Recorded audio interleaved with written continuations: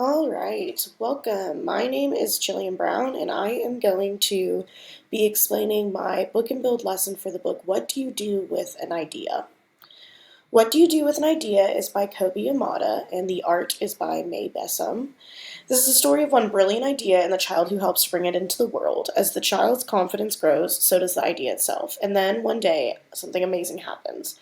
This is a story for everyone, for anyone at any age who's ever had an idea that seemed a little too big, too odd, too difficult. It's a story to inspire you to welcome that idea, to give it some space to grow, and to see what happens next. Because your idea isn't going anywhere. In fact, it's just getting started. And I retrieved this description from the Amazon ad for the book. So the book and build activity I chose from Trisha Kwan's ebook was the idea portraits. So students, after reading What to Do with an Idea, will create idea self-portraits. The way the lesson would work is first we would read the book aloud as a class, and I also really love read aloud videos. So I linked one here for YouTube that is a read aloud video of that book that I really like.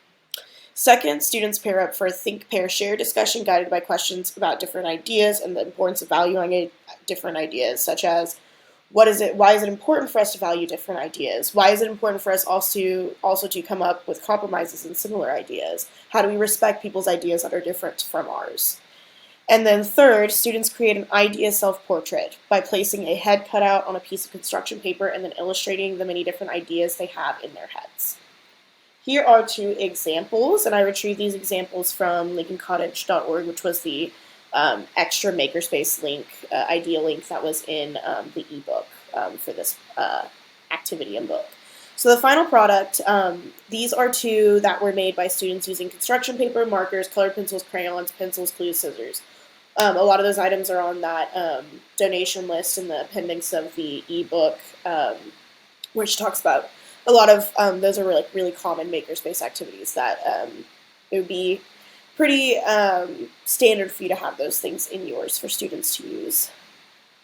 And then in the future, how could I use this activity? I could use this activity to do any of the following. I could introduce the makerspace to students for the first time and having them think about the idea where how ideas can start with something small and then create something big using the supplies in the makerspace, and how all of their ideas can create entirely different and new projects. I could also use it to launch a research project unit where students are going to have to take their ideas and put them into action to create maybe some kind of product or solve a problem.